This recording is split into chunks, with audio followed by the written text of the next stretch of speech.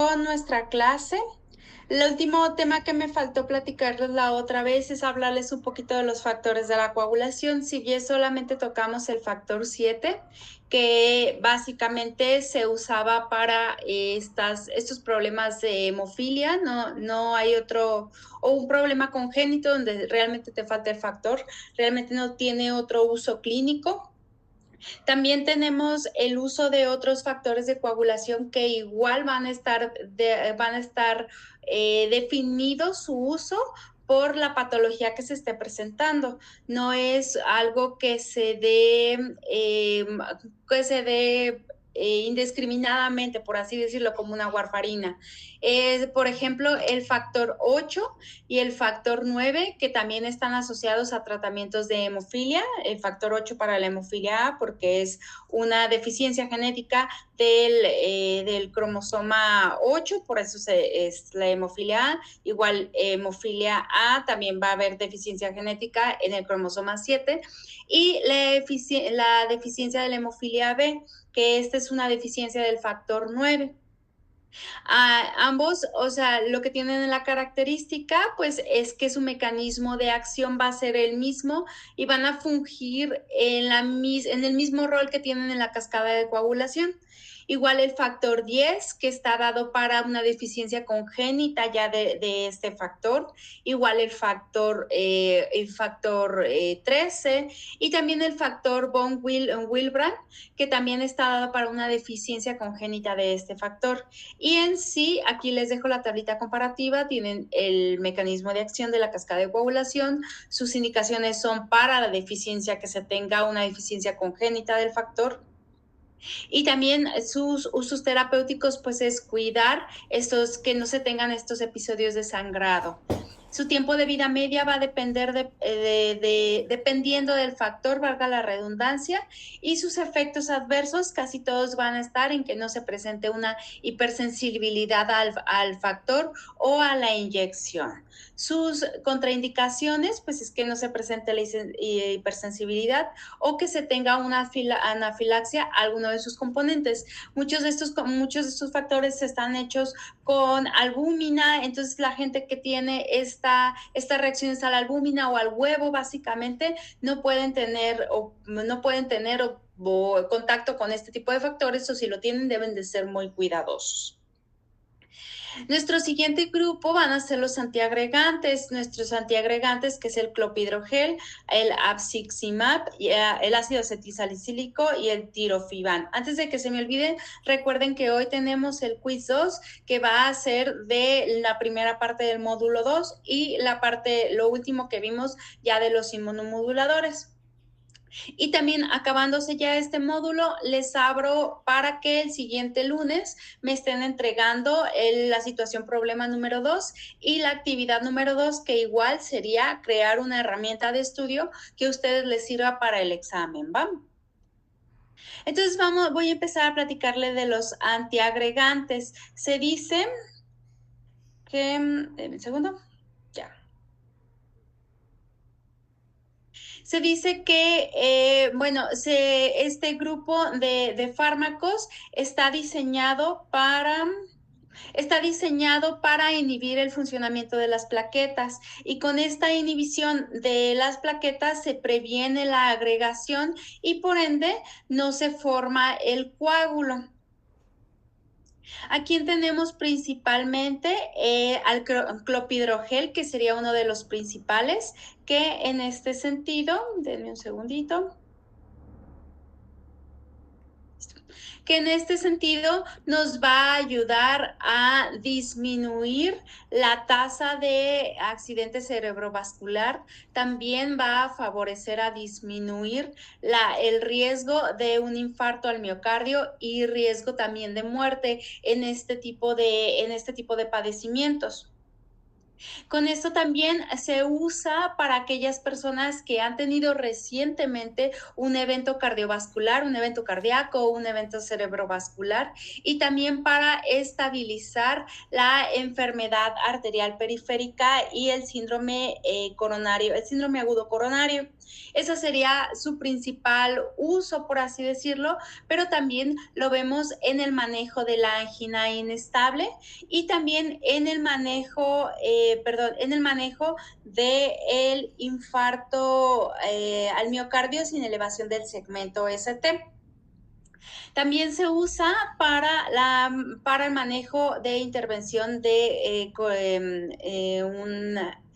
una intervención percutánea coronaria y para síndrome agudo coronario. También si se tiene algún evento isquémico cardíaco, también se puede prescribir clopidogrel. También se usa para el tromboembolismo o para aquellas pacientes que estén teniendo una estenosis de la arteria carótida.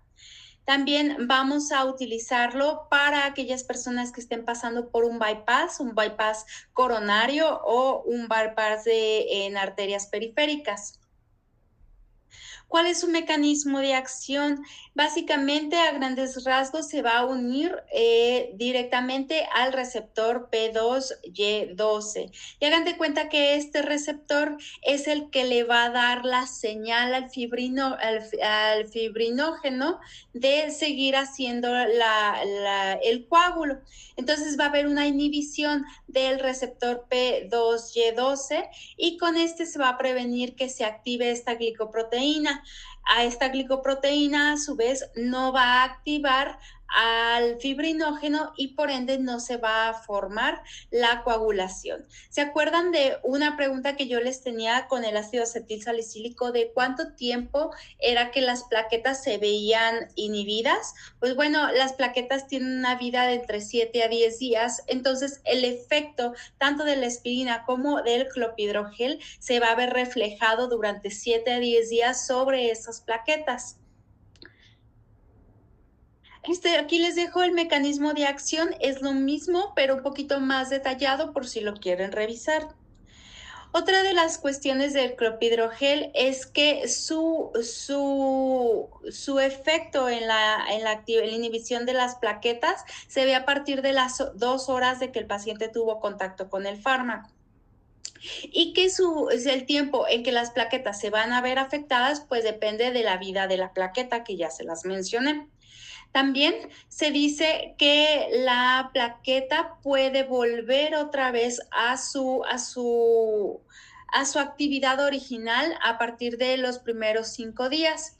Y el clopidogrel debe de ser detenido, por así decirlo, 5 días antes de cualquier procedimiento quirúrgico. ¿Cuáles serían sus contraindicaciones? Pues que se tenga un sangrado activo, que se tenga un embarazo, ya que es una categoría B, igual sí es amigable para un embarazo, pero hay que cuidarlo en cuestión de que los riesgos no superen a los beneficios. Y se dice que también no está sugerido para personas que están lactando. Sus efectos adversos es que aumenta el riesgo del sangrado, también puede haber efectos de rash o prurito y aunque es raro, se ha presentado efectos trombocitopénicos. Este tiene una interacción con aquellos inhibidores del CYP219 que tendrían tendencia a ser estos inhibidores de la bomba de protones, como sería el omeprazol o el pantoprazol. ¿Qué va a pasar con ellos? Pues que tienden a reducir la conversión de los metabolitos activos del clopidogrel. Entonces, por ende, si no se activa del todo el clopidogrel, va a disminuir su eficacia y su acción.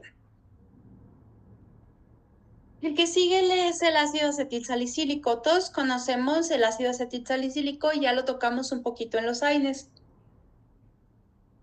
Ya nomás a reafirmar unos conceptos que todos sabemos que inhibe la COX-1, inhibe también la COX-2, pero tiene tendencia a la COX-1. Aquí el efecto antiplaquetario va a estar dado según la dosis que se maneje.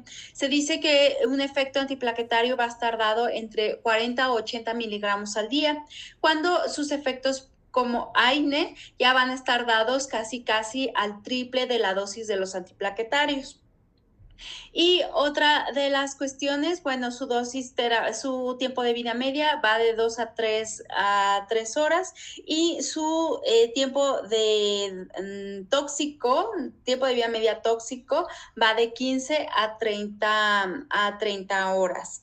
Se dice que un efecto antiplaquetario, lo que es algo muy común que se prescribe, es a partir de 75 miligramos, que es como un estándar. Para no estar entre 40 y 80, se dice que es 75 miligramos. Sus usos terapéuticos son muchos, es un fármaco hasta cierto punto amigable, casi se ha dado como profilaxis en la angina pectoris o espondilitis anquiolizante. También se da para reducir el riesgo cardiovascular. Ha sido asociado como coadyuvante al cáncer colorectal, a la fiebre, aunque sabemos que hay mejores antipiréticos y aspirina no es primera línea, pues también se puede prescribir. Para infarto o como profilaxis A, también se puede prescribir osteoartritis, dolor, procedimientos de revascularización, para artritis reumatoide y para lupus eritematoso. Recordemos que no es un fármaco de primera línea y al ser un AINE hasta cierto punto débil, el efecto que tiene para disminuir el dolor tanto en artritis como en lupus, pues es muy pequeño.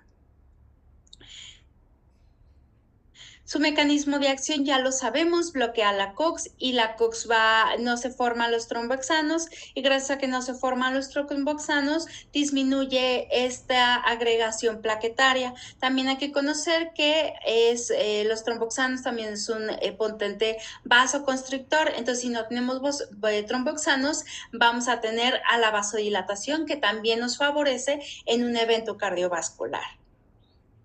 Y hay que considerar que la COX se inhibe permanentemente, lo que ya vengo diciendo mucho, que la COX se inhibe permanentemente en las plaquetas, es su tiempo de vida. En cuanto a sus contraindicaciones, se pide que no se administre o se administre con cuidado en pacientes que tengan daño hepático, hipoprotrombinemia, deficiencia de vitamina K o hemofilia. Y también que puedan tener problemas de homeostasis en las plaquetas, ya que pueden desencadenar una hemorragia. También se pide que no se dé en aquellos pacientes que tengan una alergia al ibuprofeno, porque pueden tener una reacción cruzada con la aspirina. También se pide que en aquellos pacientes que tengan asma o que padezcan de broncoespasmos, tener cuidado con la administración no nomás de la aspirina, sino con la administración de los AINES. Y aquellos que tengan úlcera gástrica o gastritis, pues por lo mismo, por el efecto que tiene los AINES en el sangrado gástrico. Dosis de 3 a 4 gramos diarios van a tender a disminuir los niveles de hierro y van a acortar la vida de los eritrocitos para que se tenga en consideración. Otro de los antiagregantes plaquetarios son estos que van dirigidos a la glicoproteína 2B y 3A. Son inhibidores de esta glicoproteína y aparte de inhibir esta glicoproteína, al inhibirla pues van a bloquear la unión con el fibrinógeno y si no hay fibrinógeno no se forma el coágulo. Otra de sus características es que aparte de prevenir fibrinógeno, también van a ocasionar que no se una el factor von Willebrand y por ende también no se va a formar el coágulo. ¿Cuáles son sus características? Bueno, el apixaban va a estar dado para aquellas personas que estén pasando por una intervención percutánea coronaria. Y para aquellas que tengan un evento, un paro cardíaco, un infarto miocárdico recurrente para prevenir este efecto en conjunción con la heparina y que también se disminuye el riesgo de la muerte. En cuanto a su mecanismo de acción, aunque ya se los mencioné, debo de aclarar que si bien va a bloquear a esta glicoproteína, también va a bloquear a este receptor receptor vitronectin y que este receptor, al igual que esta glicoproteína, van a disminuir la formación del coágulo y por ende va a tener sus efectos como antiagregante plaquetario. Sus efectos adversos es la hemorragia en primer lugar, también puede haber efecto de trombocitopenia, hipotensión, dolor de espalda, puede haber dolor de pecho, vómito. En cuanto a sus contraindicaciones, no se ve cuando ya se tenga un sangrado activo de cualquier tipo, pero en especial gastrointestinal o genitourinario. Historia de algún evento cerebrovascular, trombocitopenia o hipertensión no controlada o una historia de vasculitis. El otro fármaco que vendría siendo su primito sería el tirofiban. Si se checan, su duración es más corta y también en este caso se usa debido a que su duración es más corta, se ha asociado con el síndrome coronario agudo sin elevación del segmento ST. Su mecanismo de acción en este caso solo va a ir dirigido hacia la glicoproteína, no va a estar hacia el otro receptor que era el otro fármaco. Su efecto adverso, pues el mayor es el sangrado, pero también se ha asociado a trombocitopenia y eventos cardiovasculares como hipotensión y bradicardias. Y en cuanto a sus contraindicaciones, que no se tenga un sangrado activo, que no se haya tenido una historia de sangrado dentro de los primeros 30 días o una historia de trombocitopenia o infarto o cirugías de infarto durante las primeras 6 semanas, que se tenga una hipertensión severa o una enfermedad intracraneal o que se tenga un daño renal, porque con este sí se va a necesitar un ajuste de dosis. Y aquí les pongo la comparación un poquito de los mecanismos de acción. Básicamente es lo mismo y acaban en lo mismo, solo difieren ligeramente de una cosa a otra. El afixibat se une irreversiblemente al receptor GP2B y 3A, que sería esta glicoproteína, y aparte se va a unir a la vitronectina. Y por el otro lado, el tifoban va a estar dado en unirse, su unión va a ser de una manera competitiva con el fibrinógeno. Y gracias a que el fibrinógeno está bloqueado tanto con el apixabat como el tirofiban, pues es que se llega a este bloqueo de la agregación plaquetaria. En esta tablita les pongo la comparación entre los dos para su estudio y lo que ya les mencionaba en las diferencias en su mecanismo de acción, en la duración de la función plaquetaria. El apixaban es de una duración más larga que va de 24 a 48 horas, mientras que el de tirofiban, su acción es más corta y en función de este tipo de acciones donde se puede tomar una decisión en cuál usar en el momento que se necesite. Su tiempo de vida media va de 10 a 30 minutos, pero en el tirofiban va de aproximadamente de 2 horas. El tirofiban hay que cuidarle a los pacientes con una enfermedad renal comparado con el apixabat. En esta otra tablita que también viene en el libro de Goodman y Gilman, también hacen este tipo de comparaciones dependiendo de cuánto se une, el tiempo que se une a las plaquetas, el tiempo que está en el plasma, si su aclaramiento es renal o no, etcétera. Y ya por último, ya para cerrar esto de los antiagregantes plaquetarios, esta imagen que no recuerdo bien si está en el Katsun o en el Goodman, es en uno de esos dos, pero nos habla de dónde van a estar bloqueando los diferentes fármacos. Es como un resumen en general. La aspirina bloquea la COX. El clopidogrel se va a ir hacia el receptor P2Y2. Y el tirofiban y apixabat va a ir hacia esta glicoproteína. Chicos, ¿dudas con los antiagregantes? ¿Todo bien? Sí, doctora. Todo bien. Todo bien. Como ven, ya son temas, pues son temas un poquito más amigables y creo que son hasta más fácil de aprender y digerir porque hasta cierto punto tienden a ser muy repetitivos. Vámonos con los antianémicos, que van a estar dados por aquellos que van a ayudar a recuperar las células sanguíneas o la producción de hemoglobina debido a una deficiencia congénita o una deficiencia en alimentación, etcétera. ¿Quiénes van a estar aquí? El hierro, la vitamina B12, el ácido fólico, la eritropoyetina. Vamos a empezar con el ácido fólico, que también es la vitamina B12 o también se conocen como la glutamato, el ácido glutamato. La verdad es que nunca lo van a encontrar así, básicamente lo van a encontrar como vitamina B9 o el ácido fólico. Está dado para tratamientos de deficiencia del ácido fólico como la anemia megaloblástica, o también para tratamientos de deficiencia de ácido fólico en mujeres embarazadas. A grandes rasgos serían sus dos funciones.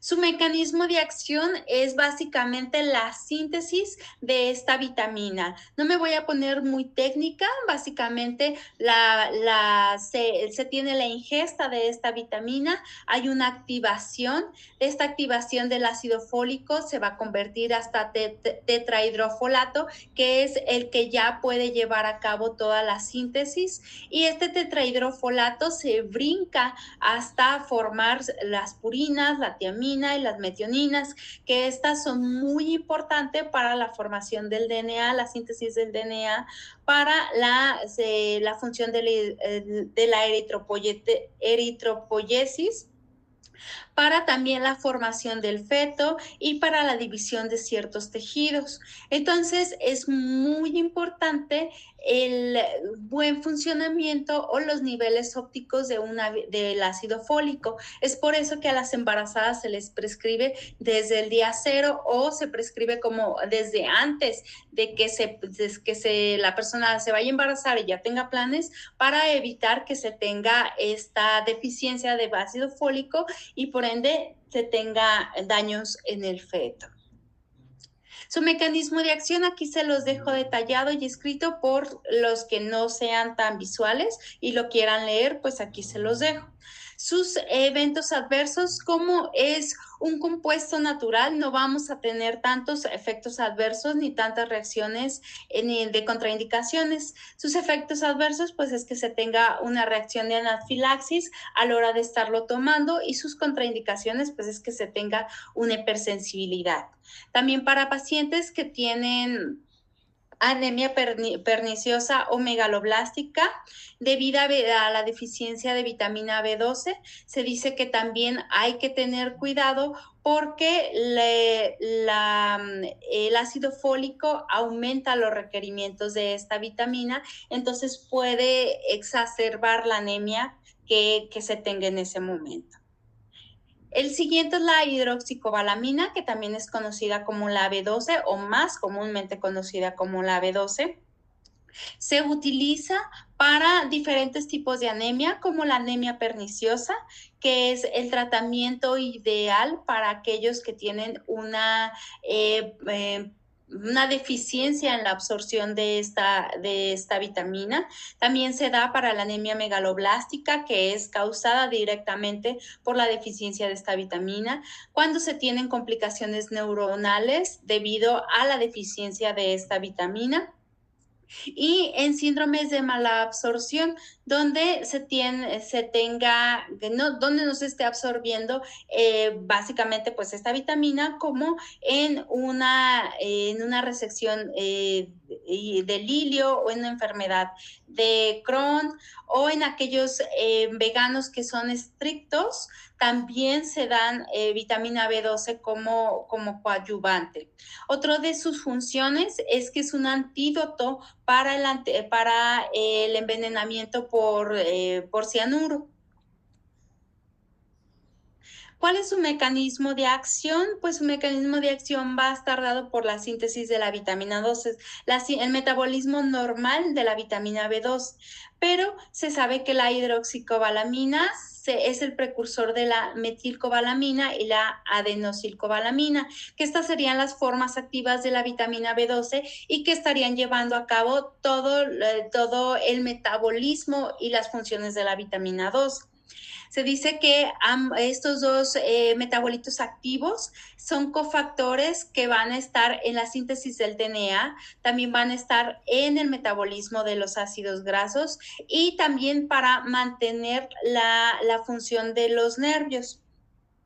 También se dice que la hidroxicobalamina va a jugar un rol importante en el desarrollo del sistema nervioso en la infancia y en la hematopoiesis. Y la adenosylcobalamina tiene un rol en el metabolismo de los carbohidratos, de los aminoácidos y de los ácidos grasos, y también en la formación de la mielina. En cuanto a sus efectos adversos, puede haber dolor de cabeza, puede haber reducción de la cuenta de linfocitos, puede enmascarar los síntomas de la policitemia vera, puede haber una elevación de la presión sanguínea, eritemia y rashes, o fotosensibilidad, prurito, urticaria, hay coloración de la orina, una coloración roja, y puede llegar a formar oxalatos en la orina. Como es algo natural, no hay contraindicaciones contra este fármaco. Nuestras siguientes preparaciones son las preparaciones de los hierros, que van a estar dadas para tratar o prevenir la deficiencia de hierro. Vamos a tener aquí de diferentes formulaciones, que la primera es el sulfato ferroso, que es la primera línea contra la terapia de la deficiencia de hierro. También va a haber el fumarato ferroso, que va a ser otra alternativa a el sulfato ferroso para aquellas personas que no toleren el sulfato ferroso, pues se tiene fumarato ferroso. Y por último se tiene al hierro dextran, que esta ya es una alternativa parenteral para aquellas personas que no toleren la vía oral o que ya necesiten una administración de hierro ya súbita, por así decirlo, que ya sea muy necesaria. Se tiene el hierro dextran para estas pacientes. Y sus usos terapéuticos, tratamiento y profilaxis en deficiencias de hierro en embarazo, en pérdidas de sangre o en estados donde se demande mucho hierro. ¿Cuál es el mecanismo de acción? Igual no me voy a poner muy técnica. Lo que quiero que sepan es que cuando entra el hierro al cuerpo, al ser endocitado por los macrófagos, lo meten a la célula, pero en la célula tienen un paso muy importante, que es el que se oxida el hierro. En este punto, el hierro de ser hierro más 2 se convierte a hierro más 3, que sería su forma oxidada, y que gracias a esta forma oxidada es cuando ya se va a unir a la transferina y ya va a lograr poder ser llevada o transportada a todo el cuerpo y ayudar a la hemoglobina a que haga este intercambio. Vamos a empezar a describir a los hierros. El hierro dextran, que está dado para la deficiencia de hierro, una anemia, por casos nutricionales en su mayoría de casos, que puede ser por una déficit en la comida de hierro, o una mala absorción, una pérdida de sangre, o que se necesiten aumentar los requerimientos del hierro. La característica es que es un hierro de bajo peso molecular y que reduce el riesgo de una toxicidad por hierro comparada con aquellas preparaciones de alto peso molecular. Sus efectos adversos es que podemos tener sensación de quemazón, puede haber náuseas, puede haber desconfort gastrointestinal, diarreas, constipaciones, fiebre. También podemos tener interacción con aquellas personas, con aquellos fármacos que sean antiácidos o con comida, van a disminuir su viabilidad. En cuanto a sus contraindicaciones, hipersensibilidad, que no se tenga una deficiencia, una anemia por deficiencia de hierro, que se tenga alguna cirrosis o alguna infección crónica o aguda, ya que la administración parenteral puede exacerbar esta infección, y también se debe de cuidar a los pacientes que tienen una enfermedad renal. La otra forma que tenemos de hierro es el hierro,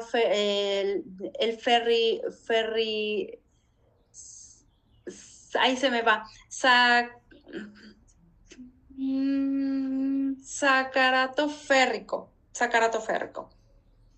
Está indicada igual para la deficiencia de hierro, pero en aquellos casos donde se necesite un efecto rápido en su suplementación, en aquellos pacientes donde no toleran una terapia oral o que no se adhieren al tratamiento, este sería la forma indicada.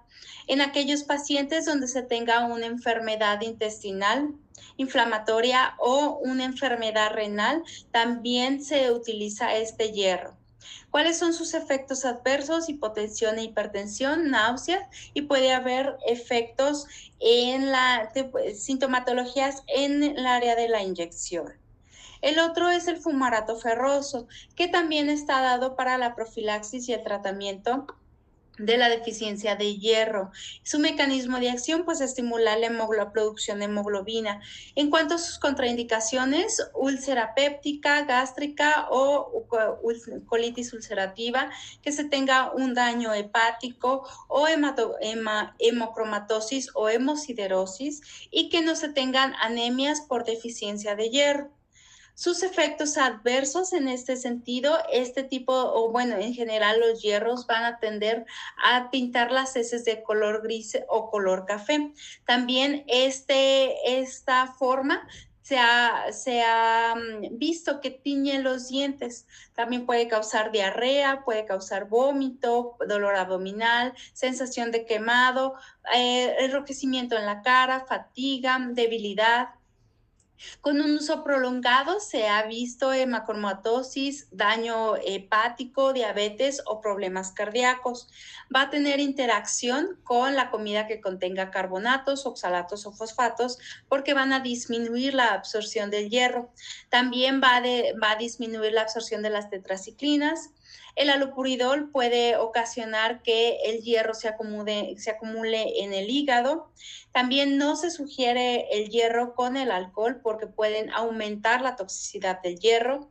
El cloranfelicol también disminuye el efecto del hierro, y la cimetidina disminuye la absorción gastrointestinal del hierro. El que sigue sería el sulfato ferroso. En cuanto a sus usos terapéuticos, iguales por la deficiencia de hierro, y en estados de deficiencia de hierro, que ya sería una deficiencia congénita. Sus efectos adversos es dolor abdominal, sensación de quemazón, náusea, vómito, constipación y diarrea, y también va a colorear las heces. Sus contraindicaciones, pues, es la hipersensibilidad al hierro, que ya se tenga una sobrecarga de hierro y que ya se estén viendo efectos de macromatosis o hemosiderosis en pacientes que ya tienen transfusiones repetidas de sangre o en anemias que no estén asociadas a una deficiencia de hierro. También se pide que se tenga cuidado con aquellas personas que tienen pancreatitis o que estén pasando por un proceso cirrótico. Y ya uno de nuestros últimos fármacos a revisar es la eritropoyetina. La eritropoyetina, pues sabemos que es esta hormona que estimula la producción de células rojas, y que esta eritropoyetina puede fallar de una manera congénita, y que aquí viene una anemia, o que también puede fallar en personas que se tengan un daño renal. Entonces, La eritropoyetina va a estar dada para las personas que estén padeciendo una enfermedad renal, una anemia por enfermedad renal, que es su indicación principal. También para aquellas que estén teniendo anemia inducida por quimioterapia, para aquellas que tengan HIV sidububina, estas anemias que están dadas por este virus también, y aquellas que tengan un inadecuado almacenamiento de hierro. ¿Cuál es el riesgo? Que tenemos riesgo de hipertensión y eventos tromboembolíticos, especialmente si el efecto de que la hemoglobina aumente demasiado nos va a repercutir de esta manera. En cuanto a sus efectos adversos, va a ser dolor de cabeza, hipertensión, tos, puede haber acné, puede haber artralgias, dolor de huesos, puede haber síntomas como tipo de resfriado o edema periférico. Se dice que esta hormona, su mecanismo de acción es al producirse directamente en el riñón, le es responsable de la hipoxia. Entonces, al tener hipoxia, se va a regular la producción de las células rojas. Cuando la eritropoyetina se une a su receptor, va a activar la vía de señalización y que va a intervenir con la apoptosis y va a estimular la producción de células rojas, por así decirlo. En cuanto a sus contraindicaciones, nos habla de un embolismo pulmonar, hipercoagulabilidad o problemas cardiovasculares, etcétera. Chicos, ¿dudas con estos?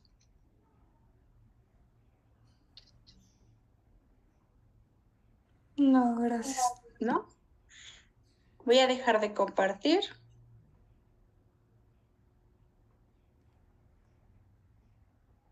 Denme un segundo. Listo, entonces con esto acabaríamos nuestro módulo 2 y con esto ahorita ya estaría habilitado la situación problema número 2 y su actividad 2.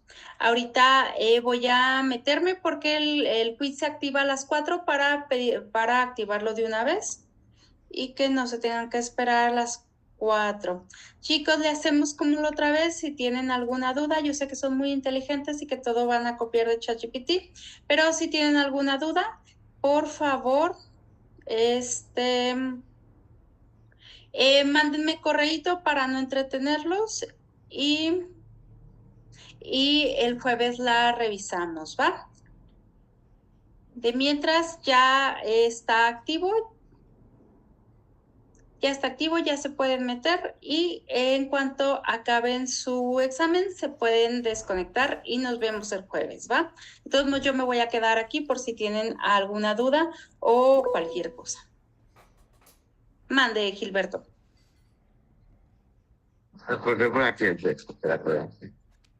Perdóname, se cortó. Porque le pillé por aquí. Ay, perdón.